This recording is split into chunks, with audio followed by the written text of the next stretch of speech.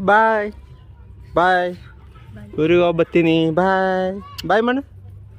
ನಾವು ನೀ ಮನ್ಯಾಗ ನನಗೆ ಏನು ತಿಳ್ಕೊಂಡಾರ. ಬಾಯ್ ಮಾಡಲ್ಲ ಪಾಪಂಗೆ. ಇದನ್ನೆಲ್ಲ ಕಣ್ಣಿಂದ ನೋಡಿ ಕಂಗಾಲ ಆಗ್ಬಿಟ್ಟಿದೀನಿ. ಬಾಯ್. ನೀವ್ ಯಾವಾಗ್ಲೂ ಇಲ್ಲಿರ್ತೀರಾ? ಕೆಲಸ ಇದೆ ಅಂತ ಕರೆದಿದ್ರು, ಸೀದಾ ಗಾಡಿ ಹತ್ರ ಹೊರಟೆ ಗುರು. ಗಾಡಿ ಹತ್ರ ತುಂಬ ದಿನ ಆಗಿತ್ತು ಹೋಗ್ದದೆ.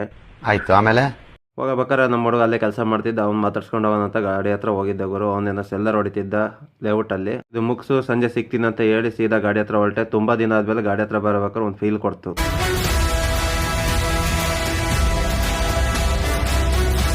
ಏನೋ ಈ ರೇಂಜಿಗೆ ಬಿಲ್ಡಪ್ ತಗಂತಿದ್ಯಾ? ನಡಿಯ ಹತ್ತ ಗಾಡಿ ಸ್ಟಾರ್ಟ್ ಮಾಡೋದು, ನಡಿಯ ಕೆಲ್ಸಕ್ಕೆ ಹೋಗೋಣ.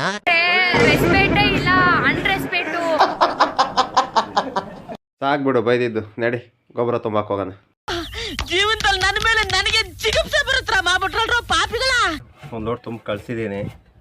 ನೀರು ಕುಡ್ದು ಬರೋ ಅಂತ ಹೋಗಿದ್ದೆ. ಅಷ್ಟೊತ್ತಿಗೆ ಟ್ಯಾಕ್ಟರ್ ಡ್ರೈವರ್ ಬಂದು ನಮ್ಮ JCB ಡ್ರೈವರ್ ಸೀಟ್ ಮೇಲೆ ಕೂತಿದ್ದ. ಯಾಕೋ ಕೂತಿದ್ದ ಅಂತ ಹೋಗಿ ಕೇಳಿದ್ರೆ, ಆಯ್ತು, ಆಮೇಲೆ ನಮ್ಮ ಟ್ಯಾಕ್ಟ್ರಿ ಡ್ರೈವರು ಏನೋ ತುಂಬ್ತೀನಿ ಅಂದ ಒಂದು ಲೋಡು. ಸರಿ ಆಯ್ತದ ಕೊಟ್ಟೆ, ನೋಡೋಣ ಹೆಂಗೆ ತುಂಬ್ತಾನೆ ನೋಡೋಣ.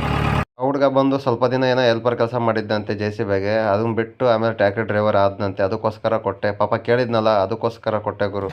ಕೆಲಸ ಮುಗಿಸ್ಕೊಂಡು ಸೀದಾ ತೋಟದ ಮನೆ ಬಂದ್ವಿ. 2 ಬೈಕ್ ತೊಳೆಯೋಣ ಅಂತ. ಇಲ್ಲೇ ಒಂಚೂರು ಸೀಪೆಕಾಯಿ ಕಿತ್ಕೊಂಬಂತ ಹೋಗಿದ್ದೆ.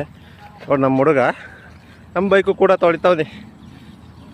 ಇವ್ನು ತೊಳೆಯಬೇಕಾದ್ರೆ ಒಂದು ಸಾಂಗ್ ನೆನಪಾಯ್ತು. ಯಾವುದು ಅಂದರೆ, ನಿಂದು ತಾಯಿ ಗುಣ ತೀರೋದಿಲ್ಲ ಋಣ, ನೀನು ನಮ್ಮ ಪಾಲಿಗೆ ಎಂದು ದೇವ್ರಯ್ಯ.